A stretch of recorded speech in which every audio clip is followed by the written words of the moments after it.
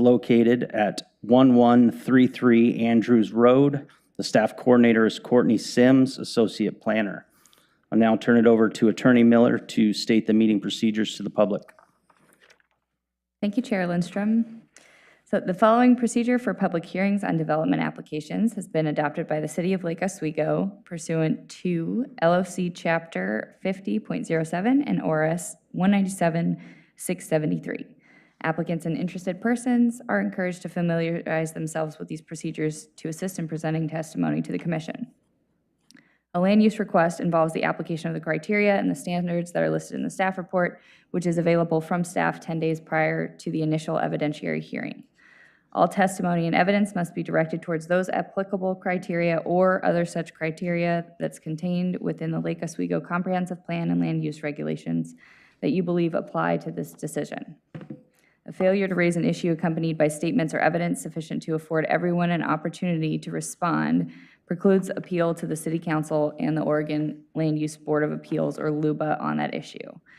Additionally, the failure of the applicant to raise constitutional or other issues relating to proposed conditions of approval with sufficient specificity to allow the Commission to respond will preclude an action for damages in circuit court.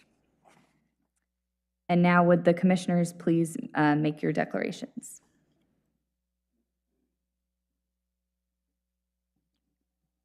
Hi, my name is Mital Saronke. I'm a professional landscape architect. I'm familiar with the site, but I have not visited it as a part of this application review. I have not had any ex parte communication, nor do I know any parties involved. I do not have any financial or conflict of interest in this case, nor do I have any bias to declare. Helen Leake, Realtor. I know where the site is. I have no bias. I have no conflict of interest, no economic interest in and I don't know the parties involved. I mean, I do know the parties involved. It's the City of Lake Oswego, but.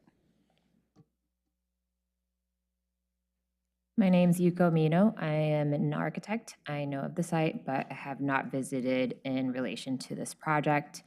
I do not know the parties involved, nor have I had any ex parte communication. I do not have a financial interest or conflict of interest in this case. Therefore, I do not have a bias. My name is Larry Lindstrom. I'm a construction executive. I have not visited the site. I've had no ex parte communications with the applicants.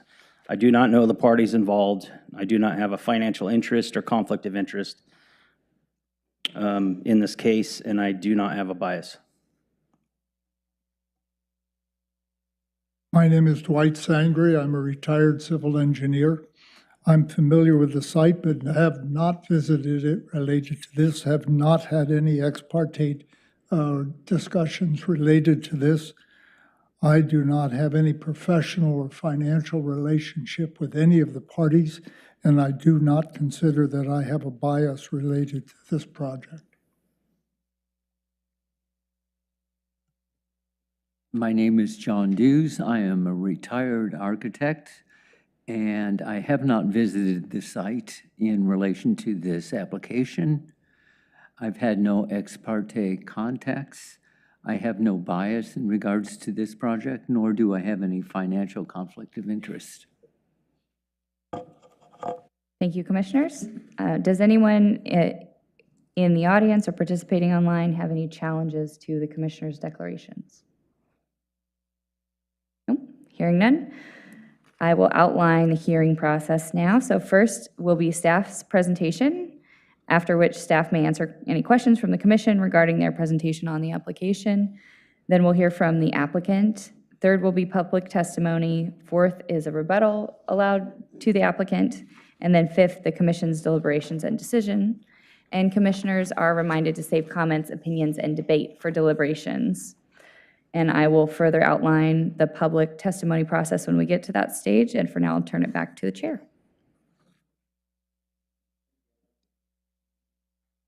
I'd like to invite city staff to give their report.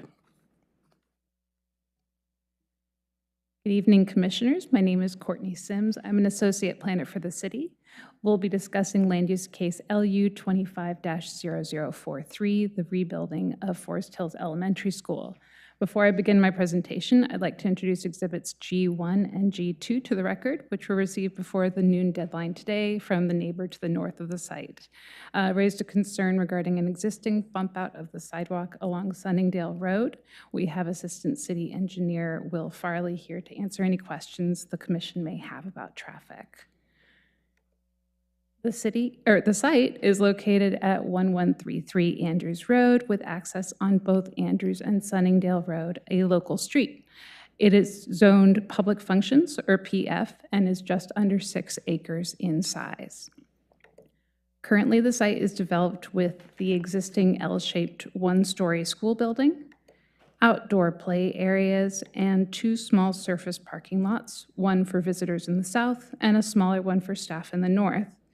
The new school footprint will change from this larger one-story L shape to a 2-story building with a smaller footprint, increasing the floor area, though, from 51,000 square feet to 69,500 square feet. The school is proposed to increase by 1 classroom, which expands the capacity by 30 students from 540 to 570.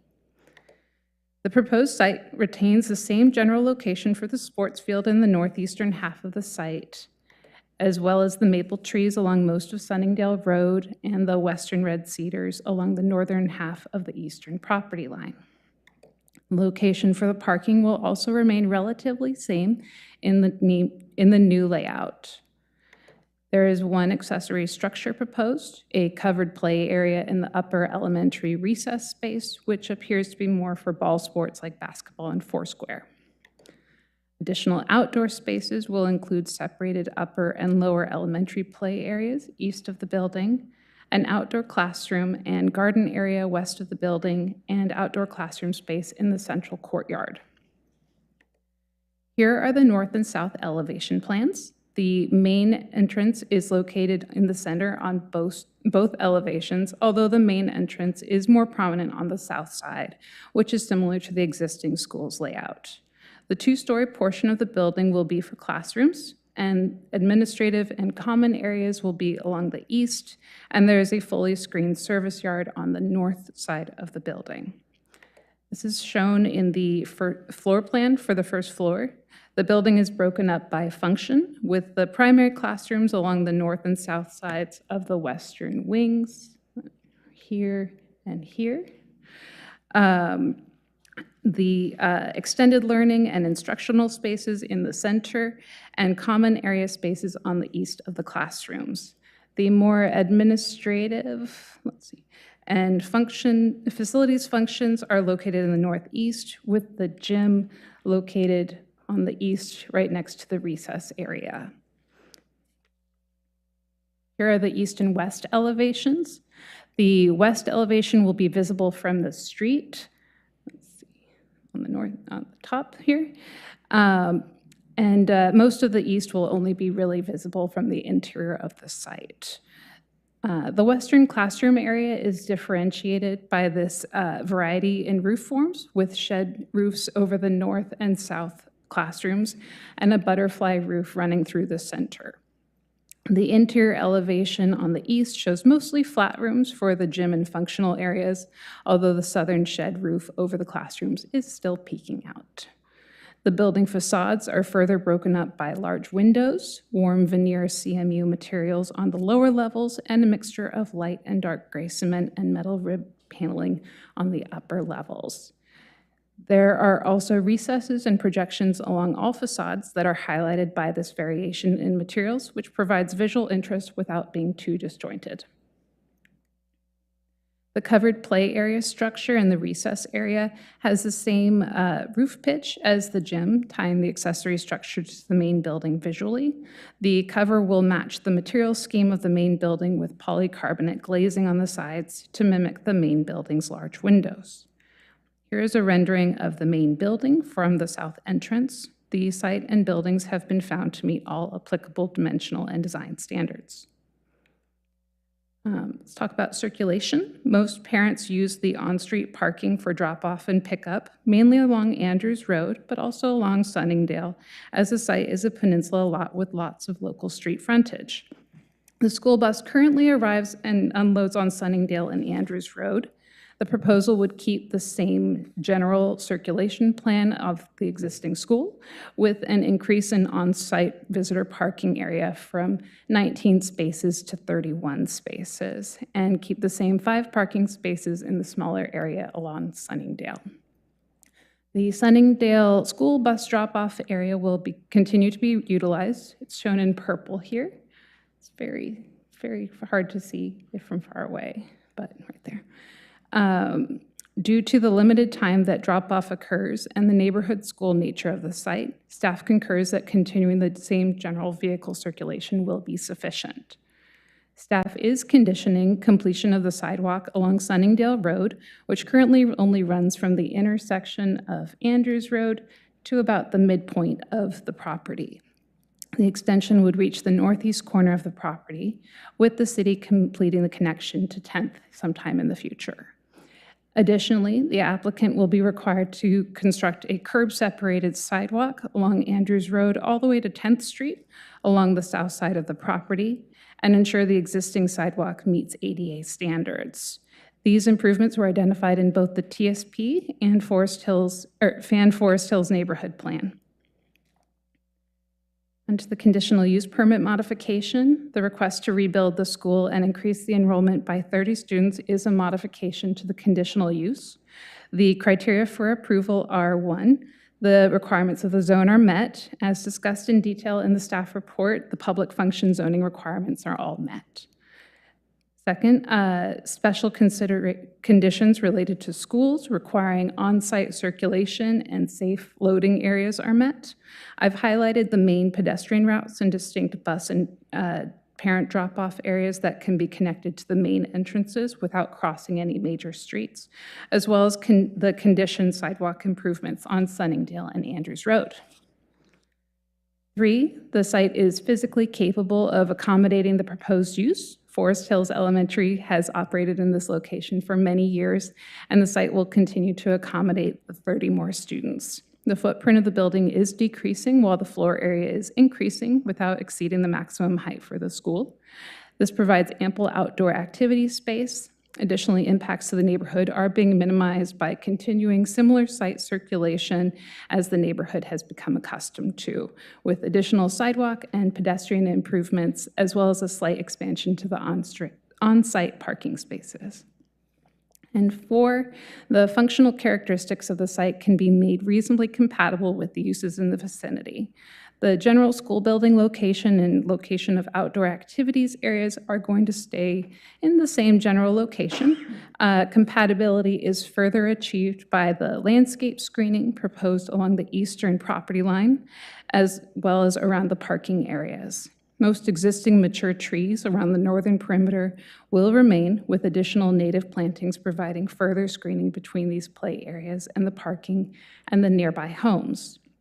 The applicant also submitted a photometric plan showing that new outdoor lighting will meet the city's performance lighting standards, which limits spillover offsite.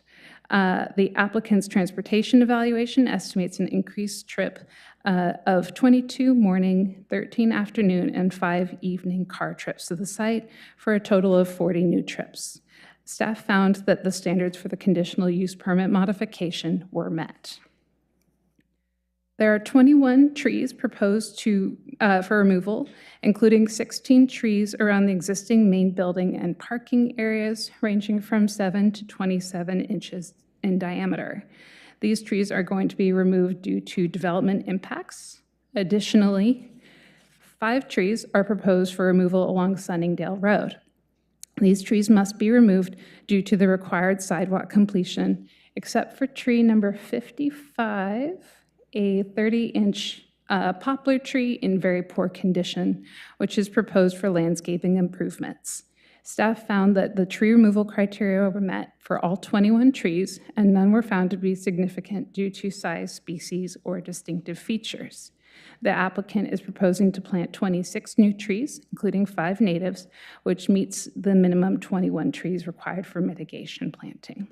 Staff finds that all applicable criteria are met and recommends approval with the conditions listed in the staff report. And I'm here for any questions. I have a question with regard to condition A, having been a member of a school board, I am concerned with the statement that a condition is 570 students. I think basically I'm interested in how flexible that can be.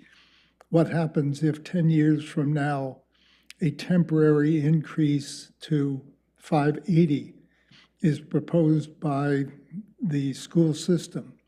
Is there an accommodation to that temporarily, or is this 570 a number that would be an impediment to the effective use of the school? So 570 students, what staff basically made a recommendation to the school district to make future planning as part of this project. The 30 extra students is at the maximum capacity if the school was to have 30 students per classroom. So this is for the one additional primary classroom. If they were to increase beyond the one extra classroom, then they would have to come in for a modification to the conditional use permit.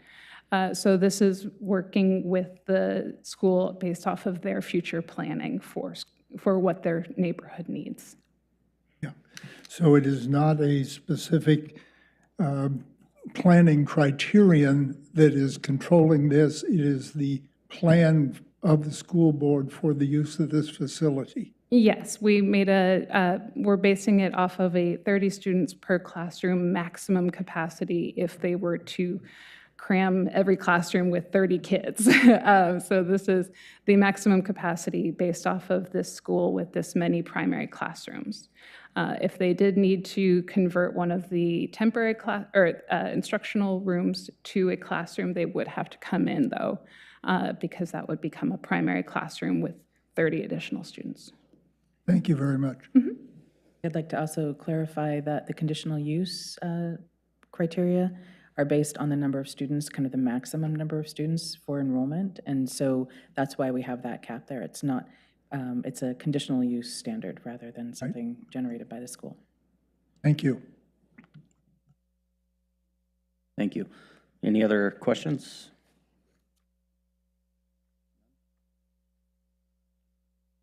Thank you for your presentation.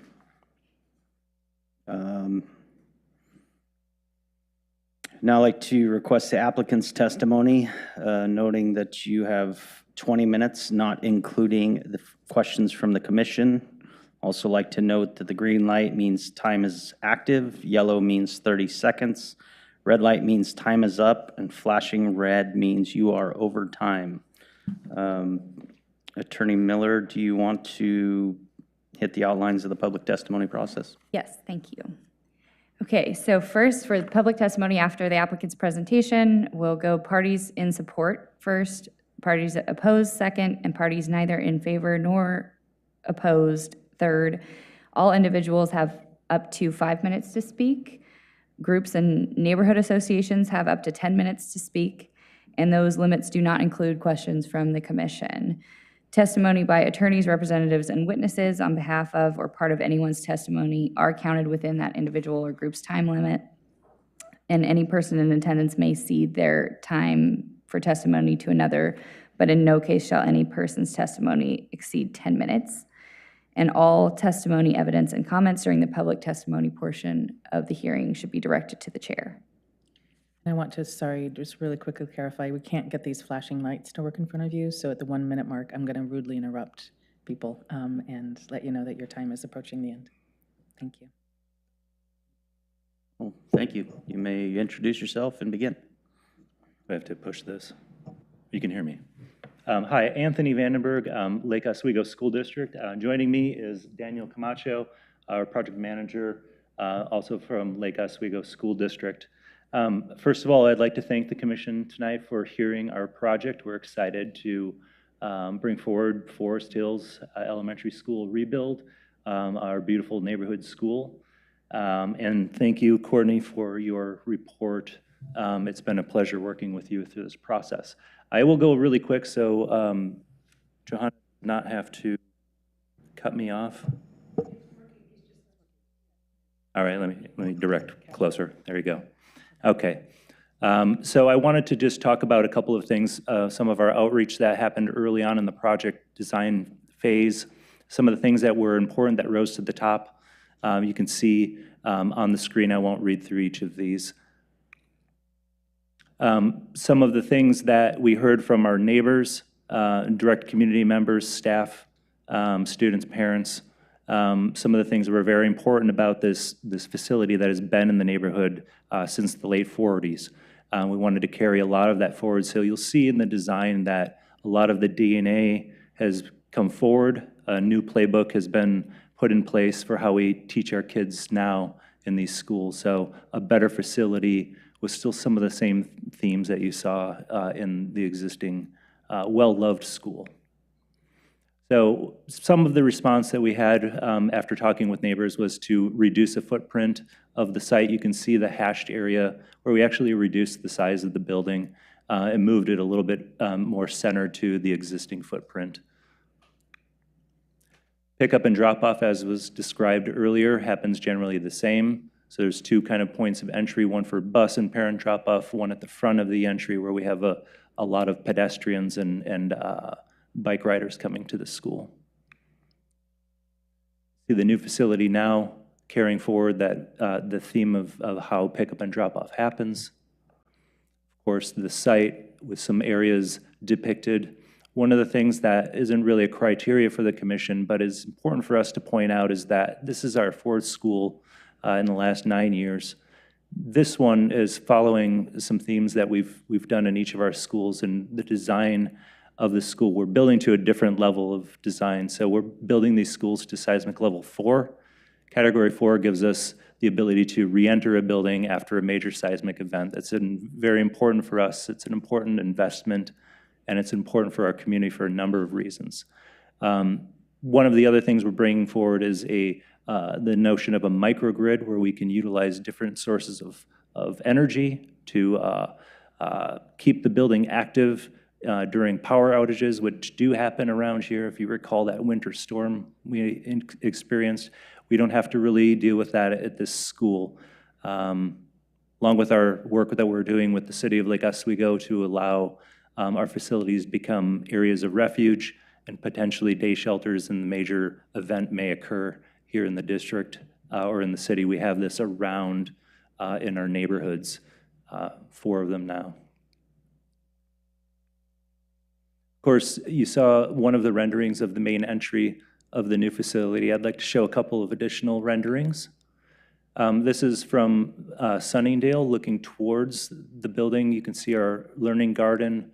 Down below is what we call our innovation lab. It's our maker space. A lot of STEM activities happen in there. Up above is the library with these big, large falcon wing windows, the roof structure up above there. Inside, we have a commons, so kids will not be eating in their classrooms anymore. We have a large commons that will fit our students, as well as provide a space for performances, the performance platform. You can see the main stairs on the right that go up to the second floor learning areas that overlook our internal courtyard, bringing daylight into the spaces. One of the things that we do in the school currently is small group instruction out in the hallways. Our fire marshal doesn't really like that. We don't like it either. We've created a space in this facility, which we call extended learning areas. These small areas in the hallway, a larger hallway, that allow for small group instruction, one-on-one instruction, and independent learning outside of the classrooms. You can see kind of an inlet where a student can be working outside of class, and a teacher can still have passive supervision over those students while they're out in the hallway. Some additional views of what those extended learning areas might look like. Of course, our library, carrying through some of the themes from the existing library. On the upper left of this picture, you can see what is a fireplace, non-working really, maybe electronic, but the theme from the old school.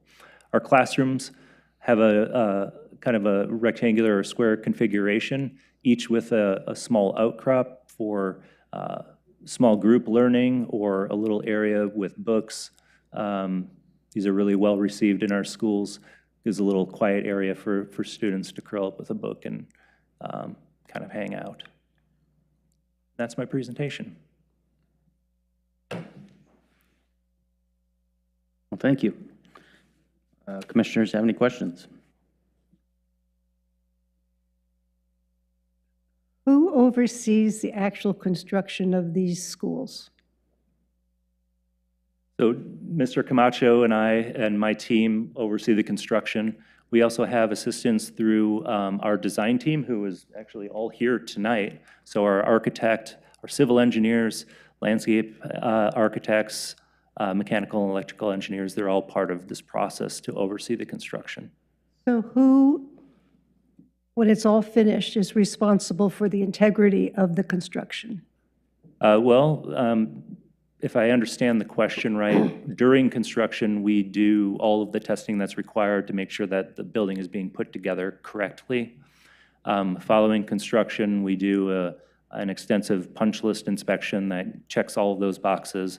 And then as we get into operations of the building, we're training our staff, our operations staff here at the district, on how to use the building, how to operate the building, and everything has a certain warranty period. We usually come back after 9 months and do an extensive walkthrough with our contractors, see if anything's breaking or if anything's failing early.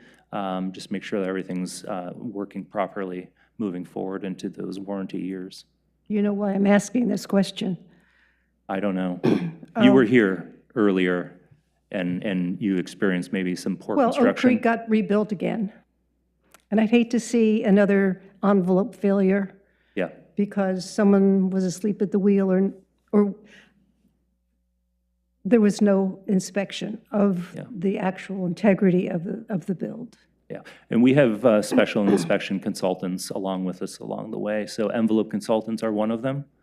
We look at our roofs. We have a very robust roof going on this building. Yes, you do. The different types. Yeah, and we pay special attention to envelope. That's not something that I take lightly. When I arrived at the district, it was one of my focuses to look at all the things that were failing in these buildings and really try not to repeat that. What are the plans for the students during construction? Where are they going to attend school? Great question. So we are fortunate to have what we consider our swing school. Uplands Elementary School down the road off of Country Club or Wembley Road has been used as our swing site for several schools now. Right now, Lake Oswego Middle School is jammed in there quite nicely. Once they're done, they'll move up to the new school, and Forest Hills will move right in. I have a question on students biking to the school. I think I heard you say earlier that there's significant student body that bikes to school. And one of the lessons that's learned from Oak Creek along with the building envelope is that the sidewalk widths and overlapping of pedestrian circulation and bike circulation is just not optimum. Is that something that you're considering for the school? And if so, what are the measures taken to make sure that these two circulations are efficient? Well, we have done safe routes to school studies, taking a look at how our kids arrive and how they depart from school. We are installing wide sidewalks. They are 8 feet? 7.5. 7.5 to 8 feet. So they are wider sidewalks. We have staff members, so we have adults out when kids are arriving and departing from school. You know, I flew over the site with our drone and observed pickup and drop off numerous times throughout the year just to see how chaotic it was. And, you know, I was generally underwhelmed. You know, it's actually orchestrated quite well. And it's very well behaved compared to some of our schools where it's more like everyone's out of the one door. So it's interesting. There are a lot of pedestrians. There's a lot of parents around too. So when parents come in the morning, so a lot of this oversight helps to keep things calm.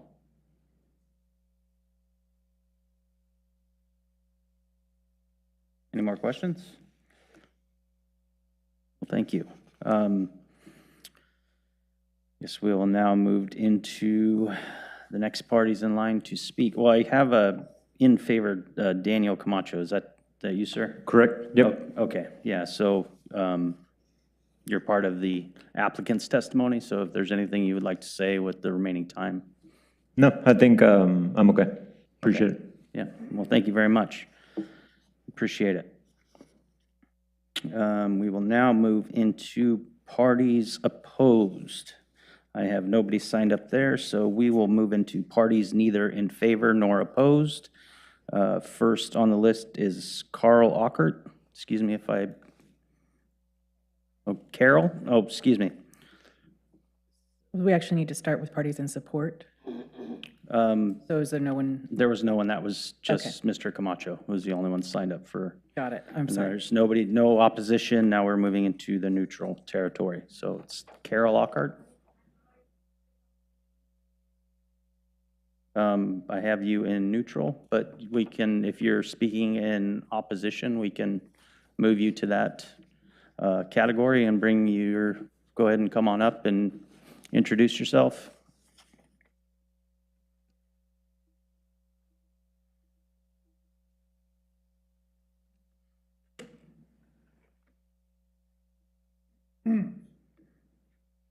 Sorry for the confusion there.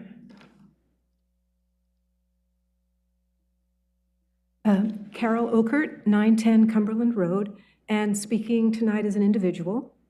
I'm focusing on the sidewalk addition proposed on the back side along the northern portion of Sunningdale Road. Sidewalks generally a plus around a school, but in this case, the reality doesn't get us there. When I saw a sidewalk was badly needed along the westerly portion of Sunningdale, I put forth that proposal and worked with Superintendent Bill Korach to make the building of that sidewalk a reality. The northern portion of Sunningdale is not a route children will use to access the school site. The street flow around this smallest school site just doesn't work that way. And more than ever, to meet today's safety issues, school entry is funneled to the front of the school. What the northern portion of Sunningdale is used for is parking. All day long, staff park along that run of road. During ball season, and that's most of the school year, parents park along the northern portion of Sunningdale, both after school and Saturdays. Sunningdale is a narrow street. A sidewalk will remove all the current parking. There just will not be enough width to save both parking and pre-existing street trees. A sidewalk in this location provides no measurable gain for the school. It does provide a measurable loss of needed parking for the school's use and the ball field use. Approximately 11 spaces will be lost. Also, school district funds will be used to build this sidewalk, funds that could be better used for other components of the school district's bond commitments. Also to note, over the last 10 years, the Fan Forest Hills Board has not been supportive of the extension of this sidewalk. Perhaps you might take a closer look tonight at the sidewalk shown on that northerly section of Sunningdale included in the plan. My communication with the school district indicates they may well be amenable to this change if you, the DRC, offer your support. Thank you. So you're advocating no sidewalk or just a reduced sidewalk? In our discussions, we were told that the sidewalk width could not be reduced enough to accommodate the trees, a sidewalk, and parking, that there couldn't be a reduced width. That was my first ask. Could we do something small like they have behind the Our Lady of the Lake in Evergreen? And I was told, no, that wouldn't be an option. Why? Perhaps it has to do with sidewalk standards. Will Farley would certainly be able to answer that. So how wide is the proposed sidewalk? I think we just... 8 feet? Yeah, heard 7.5, you said. Yeah, so that's pretty wide, and it's just not going to accommodate that. And again, if you look at the actual structure of the way that the kids will walk to school, there isn't a walk path that will funnel children along there. It's not, it's a small back of the school. It's not used. It hasn't been used that way for many, many, many years, if ever. And again, I just want to make it really clear, I support sidewalks. I was the person who made that other big, long sidewalk happen. And if I saw in any way that this would give added safety and good use for the school, I would be here again advocating for another extension of that sidewalk. But again, having had these conversations with staff, with the school district, it seemed like this was the place to come and ask if there's any willingness on your part to look at the flexibility, because, well, Mr. Vandenberg would be the person to talk about the school district's perspective, for sure. I won't try to do that. Thank you. Thank you. And I will tell you that, again, over the last number of years, I carried this message to the Transportation Advisory Board when staff continually would put this forward as something to consider, as something that the city should be funding to promote this finishing of the pathway. Certainly, along 10th, there are a lot of kids who travel walking to school there. There is a real need for that sidewalk along 10th, but certainly the school district can't be conditioned to provide it. So we're not talking about that tonight. But this piece, it's a sidewalk for a sidewalk. So. I have a All right. question. Yes. Sorry.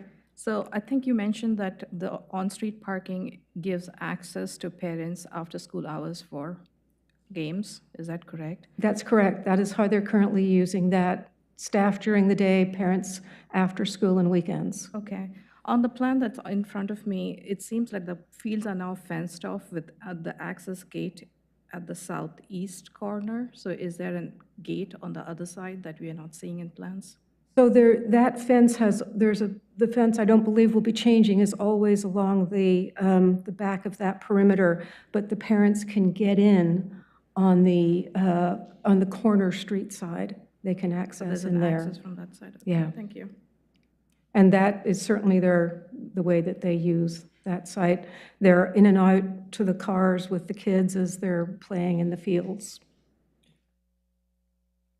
And it's a great amenity, and we really appreciate that the school district has kept that ball field. It's used all the time. We really appreciate it being part of our community, because the way this particular school, more than any other school, functions, it is part of the Fan Forest Hills Neighborhood Association. The people are, you know, they respectfully use that site when they've got their dogs out. We do see that, and we're happy to see the school continue to work and be a very viable part of our neighborhood. So we thank them. I have a question for you, actually, sorry. certainly. So if I'm reading this staff report correctly, it looks like there's been an increase in off-street parking for 11 spaces. So yeah, there's a decrease in street parking along Sunningdale, but there is an increase in 11 spaces right in front of the school. So We're also going to have an increase in use of the school and student, as we were talking earlier about conditioning for how many students can use the school. So we expect that that is still going to be a demand. Parking will just continue to be a demand, for sure.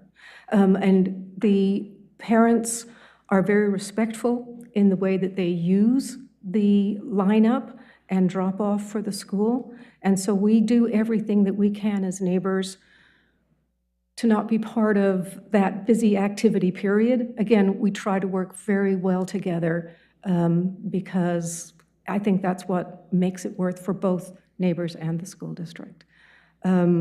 So as far as parking goes for the neighborhood, we have our driveways, we have our garages, but this really truly is parking that is accessible to the staff and the parents. So Certainly, when I had conversations with the school district, building this sidewalk extension was not something that they saw as a gain in the conversations we had. But again, you could ask them that directly.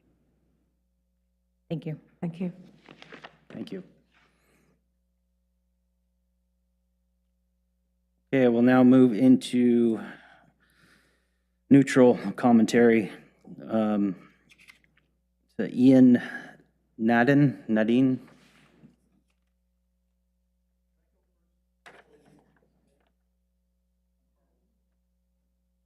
Have you signed up to testify? Did she speak in your place? So can we clarify who is signed up and for when?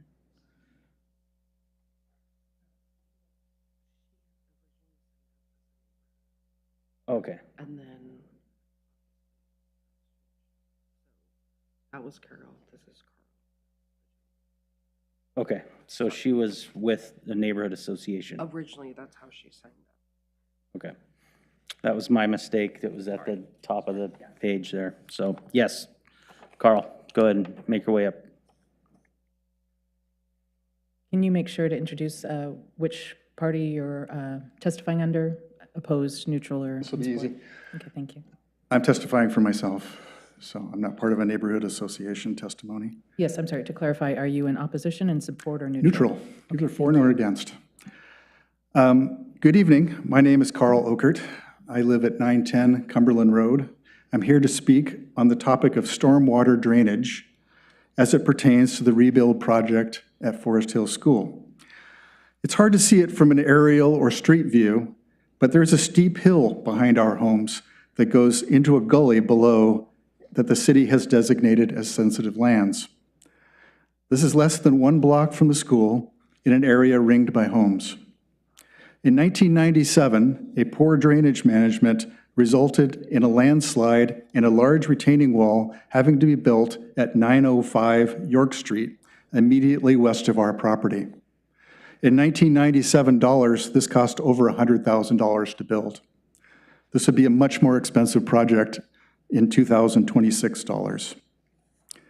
The proposed drainage plans will release stormwater during heavy rains through an outfall immediately adjacent to our property running down a steep slope.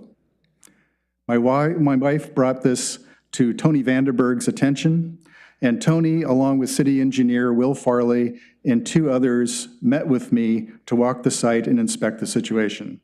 I didn't catch the names of the other 2 folks, but I believe they're in the audience here tonight. My neighbor down the street from me on Cumberland Road is Ian Maiden. He was a former chief scientist at the Oregon Department of Geology and Mining Industries. He stated to me that the best mitigation would be a pipe from the outflow to the bottom of our gully. I'm here tonight to ask that the DRC direct city staff to extend the outfall pipe to the bottom of our gully. Timely action can avert a costly disaster. I'm also here to make sure that my testimony is part of the public record in case we need to bring legal action against the city in the event of a landslide. Thank you. Thank you. We have some questions for you. So that gully really ends up in Tryon Creek, is that correct? Well, it's not really Tryon Creek. It goes into it's a spring-fed gully. I think they call it Nettle Creek. There's a spring at one end of it, and this is just a big divot in the land. And it's quite a steep slope that it goes down. Currently, the outfall falls about, I'm 6 foot tall, and it falls about here. So it's just going right down onto the ground. And the current mitigation is to plant some plantings and put some riprap down to absorb the energy. But my understanding is the best mitigation, and would really just be a piece of pipe, would be to pipe that down to the bottom of the gully and get it down to the floor of the area there to drain away. Thank you. Thank you. Mm-hmm. Are you implying that the water that is being discharged through that pipe comes from the school ground? Yes, currently the plan is for the, and Tony can correct me if I'm wrong, but I believe the roof from the roof from the new project will drain into 2 retention slash, what do they call them, rain garden ponds. Rain gardens, that's right. Yeah, and that those will overflow in a heavy rain event down into the piping that feeds the stormwater piping that goes to this outfall. So like last weekend, we had an atmospheric river, or what we used to call heavy rain, and that would have been in one of the events where we might have seen an outfall situation. Thank you. So you're looking for the city to come up with a solution now. It's not an increase of water coming from the school that you're concerned of. Yeah, I actually contacted the City Public Works a number of years ago and asked them, because the pipe was completely disconnected at the top of the hill, the top of the gully, and draining down and causing erosion right there. I asked them to come out and pipe it down to the bottom of the gully. They piped it about halfway down, and then I asked them to finish the job, and I got no response. So I've been on this for a while. This is an opportunity right now, I see, because there's going to be additional rainwater coming down this. Right now, the city rooftops drain into dry wells. My understanding is that's the case. And now they're going to reroute it to these rain gardens and then overflow into the outfall. So do you have an easement across your property for this piping? It's between my property at 910 and the next door neighbors at 916. It's right between our own property. I believe there's a city easement. I haven't looked it up to see. Well, there have to be. Yeah, I don't know. It's a fairly large pipe. There's a catch basin in the street on Cumberland that everything will collect into, and then it'll go down the hill to the outfall. Thank you. So it's a relatively easy ask here. Yeah, no, I understand that completely, and I appreciate you getting up and sharing this. But just for clarification, this is something that's off-site from the school and the application that's in front of us tonight. It's not on the same property. It's on a different lot. It's completely separate from the issue that's on the table tonight. Yes, I'm bringing it up now because there was a place called Rocking Horse Lane. I don't know if anybody here remembers Rocking Horse Lane. Commissioner Leek remembers it. With the bad storm management, most of Rocking Horse Lane's backyard eroded and fell down the hill, and we're trying to avoid that. Yeah, I appreciate it. That whole area is really very sensitive. It's steep, it's mucky, It's all those, yeah. yeah, it's, So my neighbor, Ian Maiden, was going to follow me up, and he can explain this in a little bit more detail. If the commission has more technical questions about stormwater design for this particular school, which is the application in front of you tonight, we do have Will Farley here, who is engineering, can represent engineering on their analysis. That's great. We can probably move into that on the rebuttal side of things, correct? You can ask questions of staff after you're done with testimony. Great, thank you.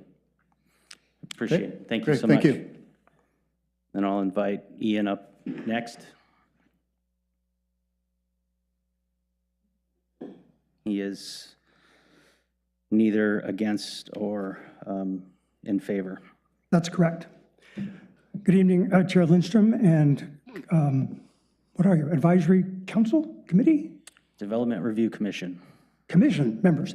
My name is Ian Maiden. I live on 941 Cumberland Road, and I am a retired geologist, but still currently licensed as a professional geologist and engineering geologist in Oregon. And I wanted to amplify a little bit the concerns that Carl just laid out. The soils in this area are very unusual in that their strength varies tremendously with the degree of saturation.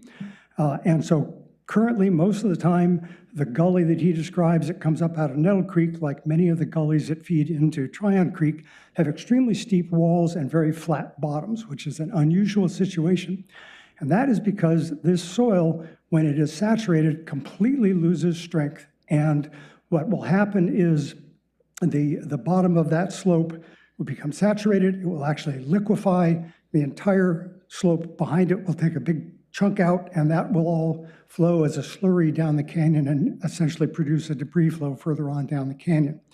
So in addition to being highly erodible, as Carl mentioned, it is really important with these soils when there's any slope that you not add any water to it.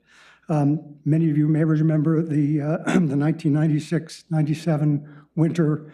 There were some 700 landslides in Portland at that time in similar soils. And one of my colleagues actually did his master's thesis on that by tracing them all back up to their origins. And almost every single one of those was a pipe that was discharging runoff. So it's really crucial not to add any water to the base of that soil. And the simplest way to do it is to run a pipe and down into the gully to the point where the gradient is relatively low. That's always going to have water in it anyhow. So easy fix. And again, this is the natural way that these slopes progress and fail and the canyons develop. And so we need to be very careful not to add any fuel to the fire. Are these clay soils the way they are in the West Hills?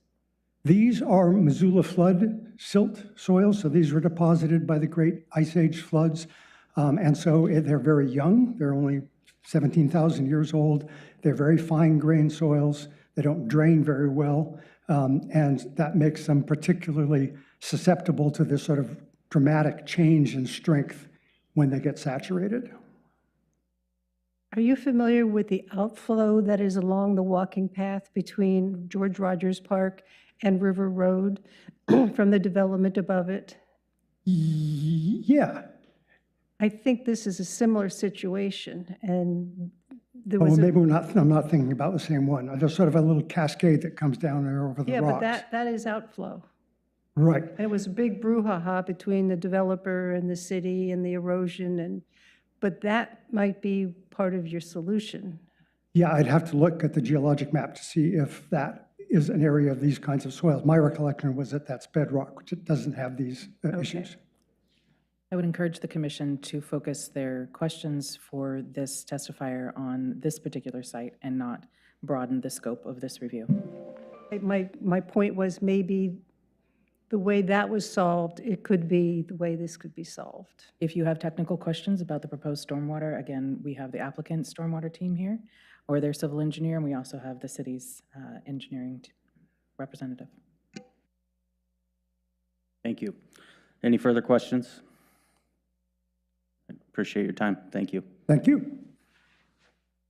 We'll now invite Karen Sampson up, speaking neither in favor or against.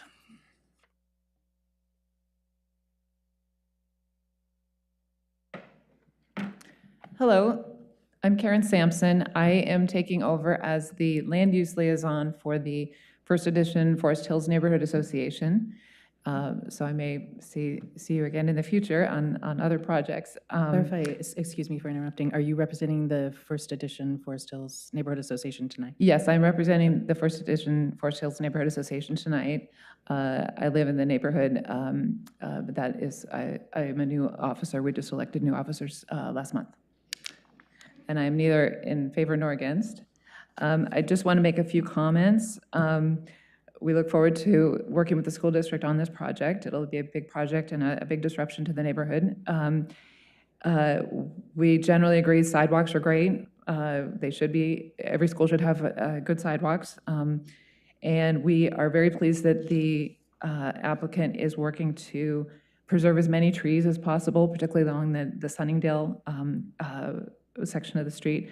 I was going to ask if Courtney could pull up its exhibit E009, which is the tree, it's the tree graphic. And there's two sections I wanted to point out on that. One is the lower southwest corner. I don't know if you can get that up. What this is there's two trees there. They're identified as trees number 82 and 83 on the beak portion, as they call it.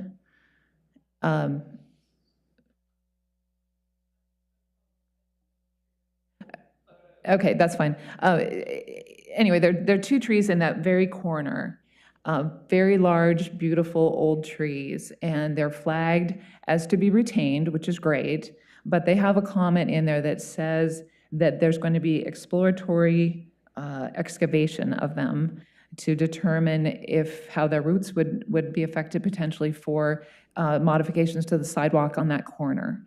There's already sidewalk on that corner, so we would like to be sure that those trees are strived very hard to be retained. They're the entrance to the school when you drive in there. Those are the first trees that you see. There's already sidewalks on both sides of it. So having those, I know this application isn't asking to remove them, but the comments that are there makes me very uncomfortable that the long-term intention is to remove them.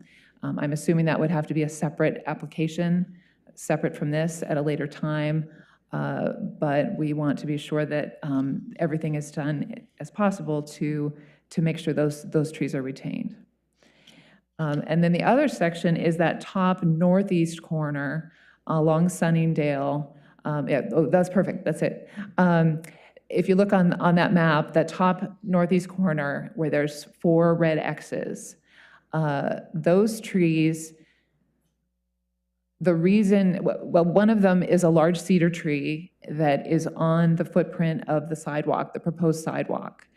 And then the other 3 are these lovely Douglas firs and the reason for removing them is because the arborist believes they might be damaged when you remove the cedar tree for the sidewalk. I would advocate that, first of all, that corner of the sidewalk is the sidewalk to nowhere because it ends at a neighbor's property that's landscaped. So that little section of sidewalk, if the applicant would not put the sidewalk in there, they would save money. They would also be able to save those trees. The whole lovely grove of a large cedar and Douglas firs that are right there in the corner. That is not the area that's used at all for the drop-off and pickup. If you looked at the map that the applicant has shown, that corner there's no sidewalk on the other side of it. So if they could just shorten the sidewalk by 5 or 10 feet, then they could save that grove of 4 trees. As far as we know, there's no proposal to extend the sidewalk all the way out to 10th. That would be something the city would have to do at a later time. If they did decide to do that, then they could look at taking the trees out at that time. But it doesn't necessarily need to be part of the school project because there's no other construction happening in that corner. Those are our only comments. If you have any questions, I'd be happy to take them. I have none. Any commissioners have questions? No, Thank you. Thank you. So that is the last person signed up to speak tonight for... Can we check to see if there's anyone online, Kat? Okay, thank you. Okay, so I'd like to invite the applicant to give a rebuttal, if they would like to give a rebuttal to the public statements that we just heard.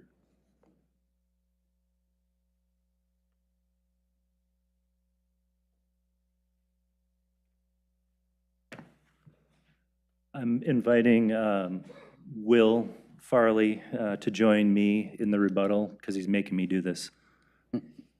This is a condition, and typically, as we are conditioned to do various things with our projects, we typically have numerous conversations with city staff, understand where the conditions are coming from, and generally we go into these hearings accepting those conditions, which we have tonight as well.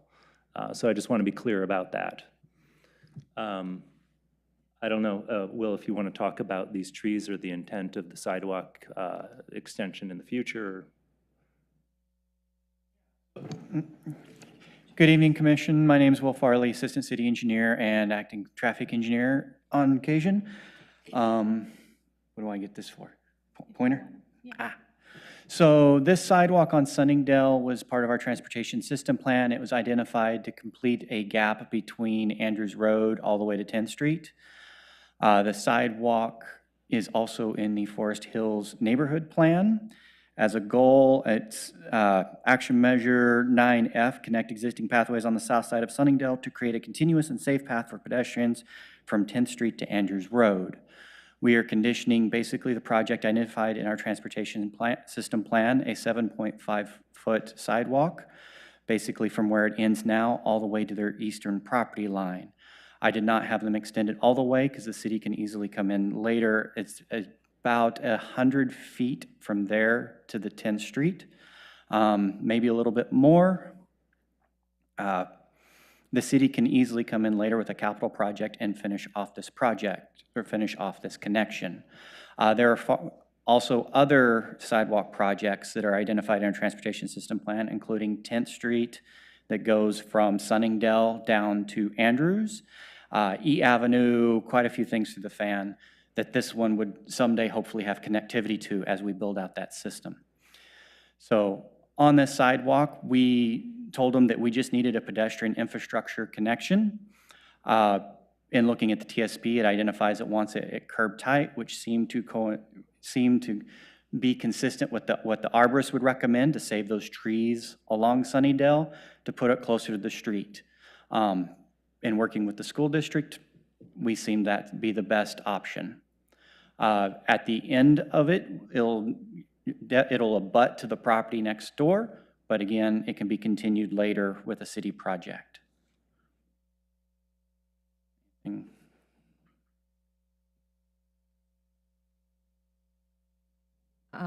With the sidewalk connection, is there any reason it needs to be on the south side versus the north side? Could it, hop on over across the street at some point and You'd be then connect to creating a 10th Street? crosswalk in an area or introducing crossings.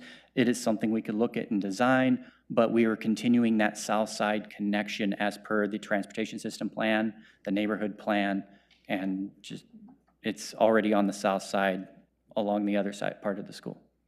I'd also want to point out that when we're looking at exactions like this, we would first look at the site itself to try and contain those exactions on that site rather than going across the right-of-way or potentially takings, which I don't think we would have the justification for takings of another property.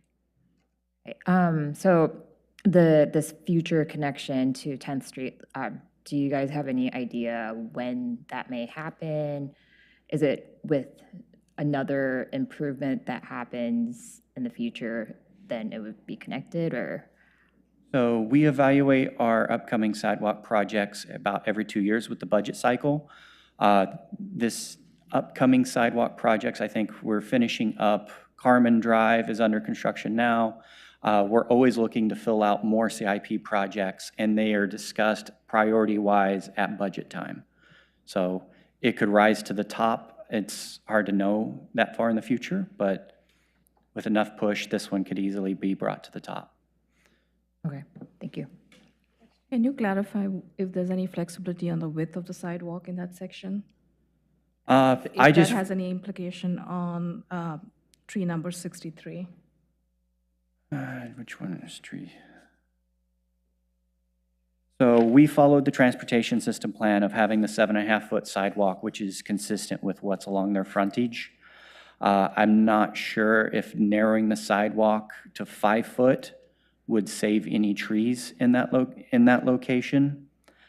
We were just providing what was to the transportation system plan. Has the arborist evaluated if there is a possibility of reducing the width in that section to 5 feet? Has the arborist evaluated and given an opinion on tree health in that case? So we haven't run reducing the sidewalk by our arborist. She was concerned, our arborist reviewed the applicant's arborist statement and was concerned with survivability of the 3 trees along the northeast corner there. So considering she was concerned with the current 7.5-foot width for those 3 trees being able to survive impacts, I don't believe reducing it by 2 feet would be able to maintain those trees more. But, Johanna? Yeah, I just want to, they appreciate these questions, they're good questions. I want to make sure that we also focus on the fact that the city engineer does have purview over the required exactions and right-of-way designs, including the public sidewalk. And as Will Farley has stated, the transportation system plan and the adopted neighborhood plan both call for a sidewalk there, and that 7.5-foot width is what is called out in the design. So know What that design in the design of the sidewalk, the width of the sidewalk, for this project? for this project, for this frontage, for this sidewalk along this site. But all the sidewalks in the transportation plan are now 7.5 feet wide? No, that's not what I'm saying. I'm saying that the city engineer does have purview over the design of public sidewalks, and in this scenario has determined that 7.5 feet is what is necessary. And my question to that would be, explain why the 7.5 feet is, in your purview, necessary. So again, I believe, Will, you said that that was what was called out in the transportation system That plan? was what's called in the transportation system plan. It identifies about 500 feet of 7.5-foot curb-tight sidewalk along the frontage of the school, and then asphalt pathway from the school to 10th. 8-foot asphalt pathway. It is what was called out in the transportation system plan process, When was that? 2014, 2015, dating back to work starting in 2012. And that's in stone, cannot be moved. I just want to encourage, again, Commissioner Leek, to remember that the transportation system plan is an adopted plan, and this is not the time or place to question whether or not something is applicable. It's been determined to be applicable, and that design is not something that I think is appropriate for the commission to. So the commission can't rule when we approve or disapprove of this that we shorten the sidewalk? If you're going to focus on a particular aspect of this design or of this area of the proposed development, again, the TSP is adopted, and this is what the city engineer has said. If you want to discuss tree removal impacts, that is something that you could look at. But again, the city engineer does have purview over the TSP, and this is, the recommendations are incorporated into the staff report. I'm not trying to cut off conversation. So we just rubber stamp it even though we don't agree with it? Yeah, and I'm not sure that if you would like to talk about this separate and offline, the relative role of the DRC with the transportation system plan, the adopted plan, we can do that. I don't want to argue with you. I just want to point you back towards the applicable criteria and what you do have purview over and what is accepted. So it's, to me, it's like people coming and saying you can't cut the trees down because they're carbon they save the air.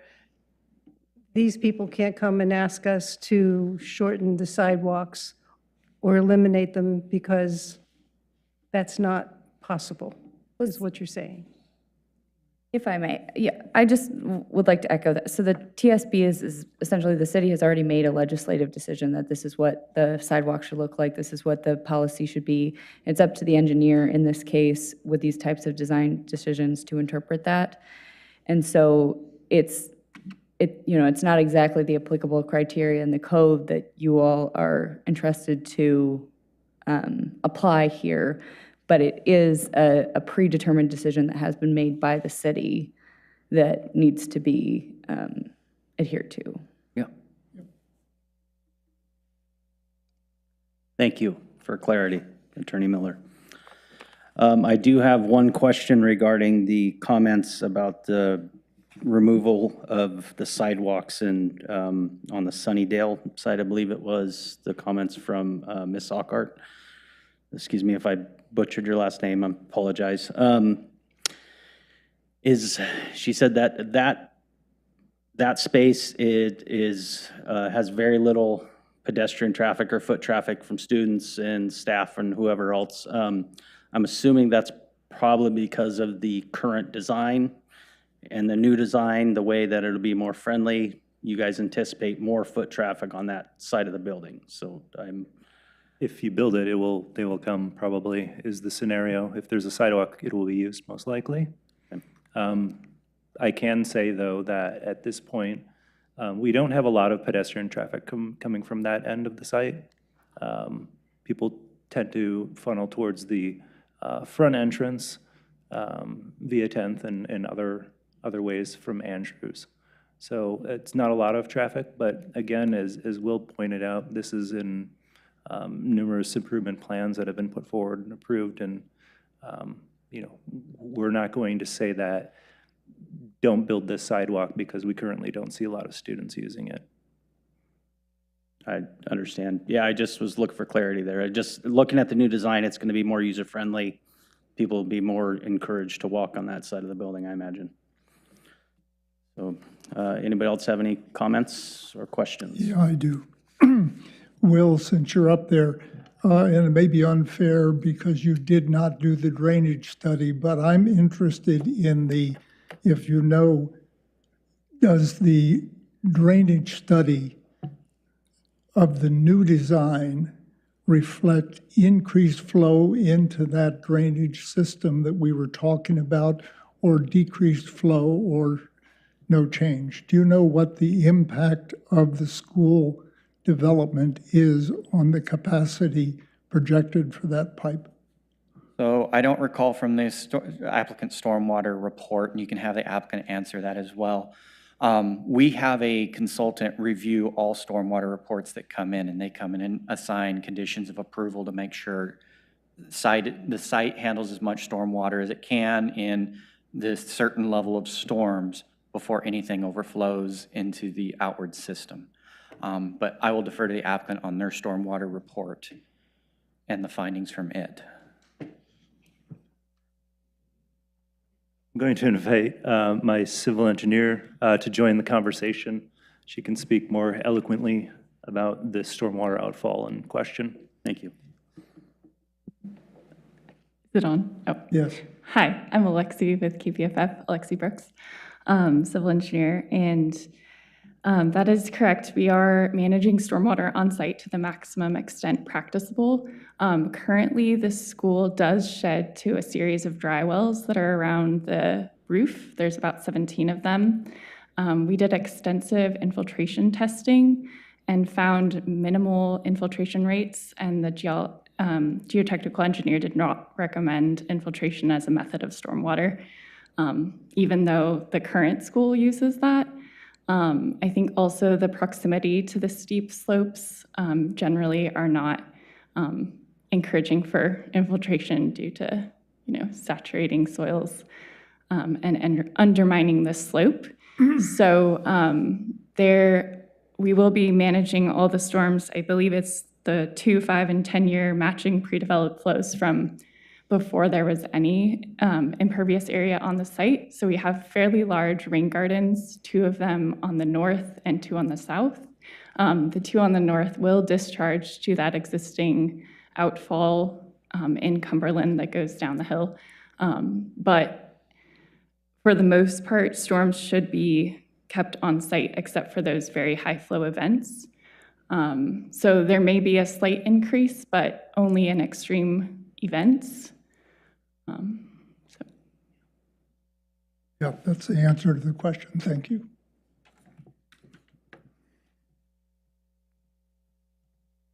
Any other questions? Nope, no more questions. Appreciate you guys getting back up with your rebuttal there. We'll continue on here. Thank you so much.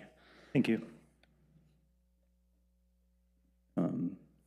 Before the close of the evidentiary hearing, anyone who testified may request an opportunity to present additional evidence or testimony, and at the Commission's discretion, that can be accomplished by leaving the record open for written submissions or by continuing the hearing. So I will ask the audience, is there a request for a continuance? Okay, I don't see any hands, and there was no one online, correct? Okay. The applicant also has an opportunity to take 7 days after the record is closed to all other parties to submit final written arguments in support of the application, not including new evidence, but it will be considered part of the record. So would the applicant like to take that 7-day period or waive it?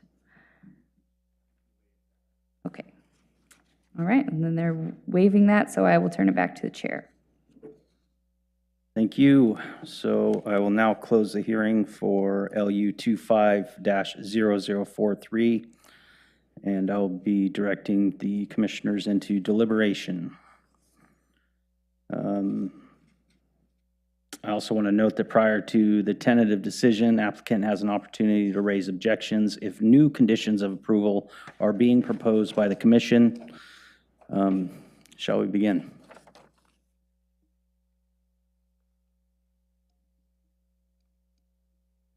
I'm going to follow up with the last question that I was asking, and for some of the members of the commission who may not remember this, from time to time in the past, when we have had an issue that clearly falls outside of the responsibility to measure the merits of this case, we have had an independent motion after our action, an independent motion that is advisory, not any more than that.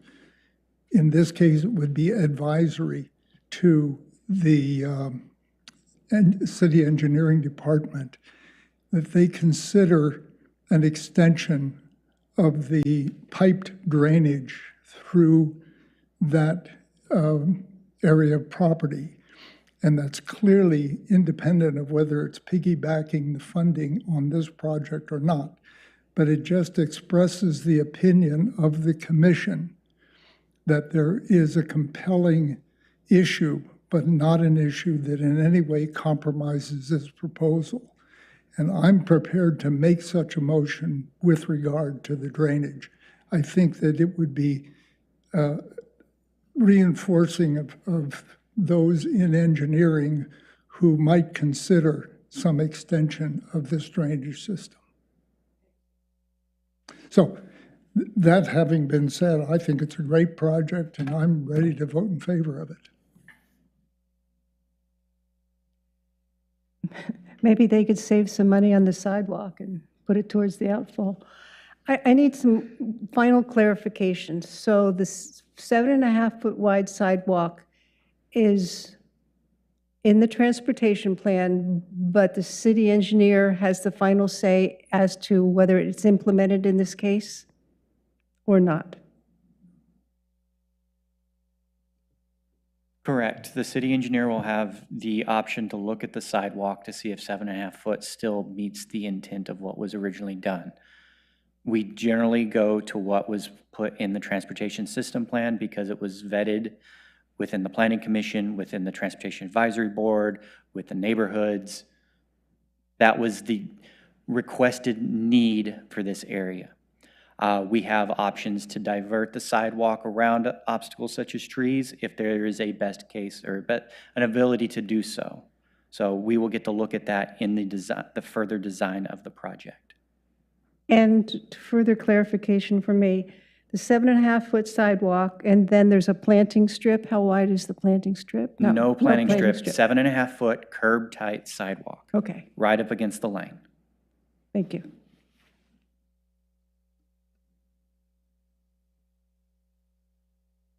Any other comments? I will make a motion that we tentatively approve the LU 25-0043 with the conditions that have been recommended by staff only. I second that. I have to add that I think I would approve it, but they need to go back in and re-examine the 7.5-foot wide sidewalk.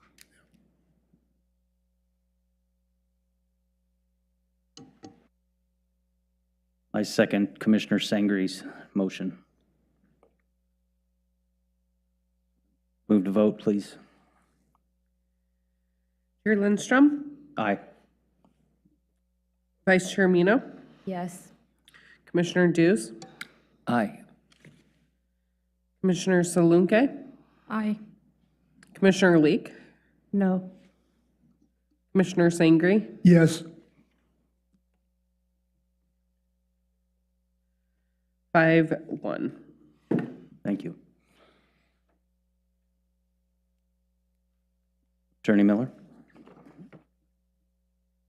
Okay, the motion has received a majority vote, so I'll note that this is the tentative decision and that the final decision will be made on the adoption of the written findings, which will occur March 16th.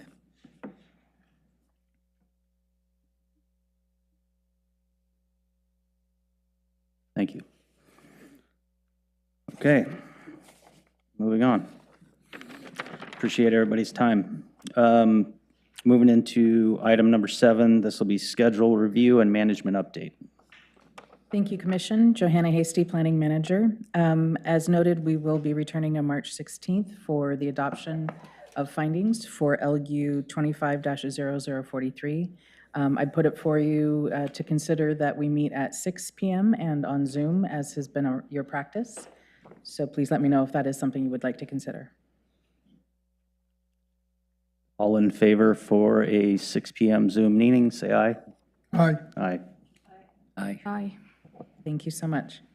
Building on that question, this is not something that you need to not deliberate, but determine tonight. I was reminded that at some point the DRC chose to meet at 7 p.m. We can shift that time to earlier, to say 6:30. And I just wanted to put that out there. If you want to talk about it tonight, I'm happy to answer questions about it. I don't believe that there's a calendar conflict with this room. Or if you want to come back to that, take some time, we can come back to that on the 16th of March. I would fully support earlier meeting. I second that. I third it. Do we vote on it? I don't know that it necessarily needs a vote. I do want to confirm, Kat, do you know of any potential issue with the calendaring, putting an event on the calendar? Should we check into that? Yeah. Yep. So the Planning Commission does meet the second and fourth Monday of the month. They use this room alternately, and they do start at 6:30. Do you want to start doing that? I think everyone's in favor of the 6:30. All right. Thank you so much. We'll get that changed on the DRC website and updated into the agenda and everywhere else we post the hearing dates. I don't have any known upcoming hearings to announce to you. I will continue my practice of emailing you when we do have a land use application that is for the DRC decision-making, when that becomes complete, so you have even more time to consider that. As far as upcoming meetings, beyond the DRC hearings, we do have, again, just want to remind you, the April 13th joint session with the Planning Commission to go over the tree code. We also have a reminder from the City Manager's Office that there is a mandatory ethics training for all participants in the commission. And she forwarded an email to the staff liaisons for these different boards and commissions. They are planning to do outreach specifically to all of the boards and commission members. But basically, it's an Oregon Government Ethics Commission, and it's regarding public meeting laws, ethics, and serial communication / meetings. And one of the requirements that all members of governing bodies must have attended an Oregon Government. Sorry, I'm just reading this. Attended an Oregon Government Ethics Commission certified training. Advisory members must attend once during their term. So what this means for you, the commissioners, is that they'll be hosting all boards and members and staff's ethics training sometime in March. There'll be one offered in person and with a visual and recorded options. And like I said, the dates and details are coming. So I don't have any more information than that. It was a surprise to me. So I did get some more information from the City Manager's Office on the reappointments for commissioners who are up for reappointment. Applications will be due by in a time frame between, that doesn't look right. I have the 1st of March to the 4th of April. I'm going to clarify those dates for you. Interviews will be held the 21st of April to the 1st of May.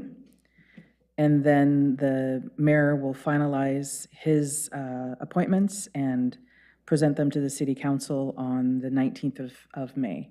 So these are actually moved up a little bit. Typically, they happen more towards the end of May, but we're trying to build in some time into all of the scheduling and events that's happening.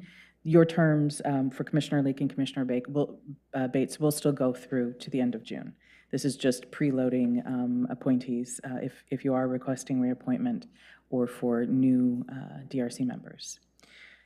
So that's all I have on my management updates. I'm happy to answer. Yeah, of course. 13th joint session, what time is that? I believe that's going to be at 6:30, since that's the Planning Commission's normal start time. And we're going to do it here? I believe so, yes. Kat, do we? Yeah. Thank you. A quick question on the appointment for new commissioners or applicants. Does somebody that was put on the reserve, like a secondary, do they have the opportunity to reapply for a full-time seat that if they were pushed into that secondary category? You know, it's interesting, the DRC doesn't interact with the, I can't remember what they call that, the lady in waiting, the commissioner in waiting. Yeah. I think it's an alternate. It's more an alternate. applicable, but we don't have a lot of communication. Called the alternate. Alternate, thank you. Yeah, that's more modern. So we don't have a lot of communication with them. If we had a commissioner leave, that's when they would be onboarded and trained and introduced. With the standard reappointment process, the pool is open to anyone who wants to apply.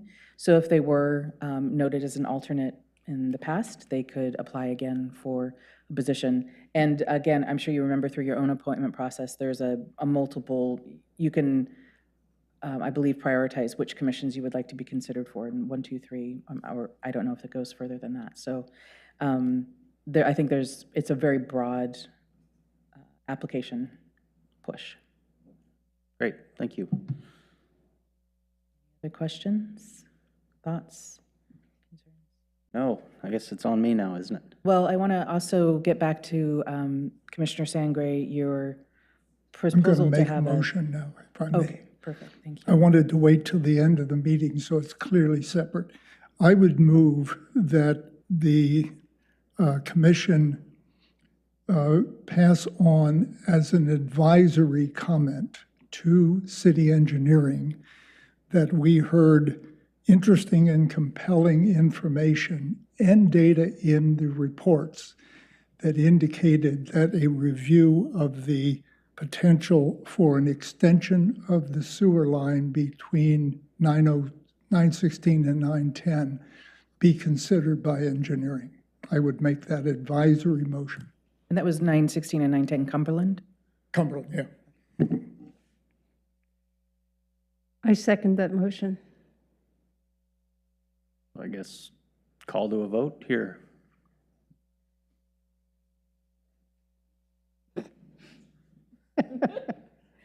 Chair Lindstrom, Yes. Vice Chair Urbino, Yes. Commissioner Dews, Yes. Commissioner Salunke, Yes. Commissioner Leek, Yes. Commissioner Sangre. Yes. 6-0. Thank you. To clarify my role in this, typically staff does draft an advisory opinion. I can draft something and try to release it to you, work with Will Farley to get some clarity on that and release it to you possibly the Friday before the next hearing. Is that sufficient time for you to read and consider whether or not you want to pass that on? Joanna, if you think that that's appropriate and necessary, that would help, but I was trying to simply make a motion that put it on the record that we had that discussion. Okay. But whatever you're comfortable with is I'm not good for comfortable me. writing a stormwater advisory, but I would be happy to work with Will. Just And it's leave Will mine. advising Will, so I'm not sure that that really makes a lot of sense. I'm happy to pass on the motion that you made, if that's sufficient. I think that's quite sufficient, and I tried to word it in such a way that it was at least close. I think And Kat will clean this up. And I By the think way, the for those people- of you who don't know this, we've done this in a couple of instances before related to while. things like, sidewalks and whatever, where clearly it should not constrain the project that we were considering, but there were compelling reasons, and we just wanted to give those advocates within the city system another point to use in arguing that it be done. Which is why it should be codified and in writing, because the people who came and spoke to us should know that we did do this. Oh, yeah, it's in the minutes then. Yeah, I'll make sure that the minutes reflect, I'll look at the testimony, the oral testimony that we received, and we'll work with the minutes there to make sure that your advisory note to the city engineer is cleaned up. Why don't we ask you and Will to make sure that she gets it right in the minutes? Oh, she doesn't write them. Thankfully, no one on staff, we hire someone to do that painful process. We just review. Thank you all very much. Thank you. Okay, well, thank you, everybody, for your time. I appreciate everything, and with that, this meeting is adjourned.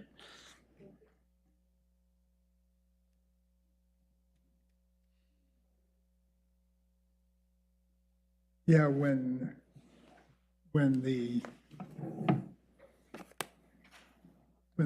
school board's engineer said there will be more water, but only in extreme events,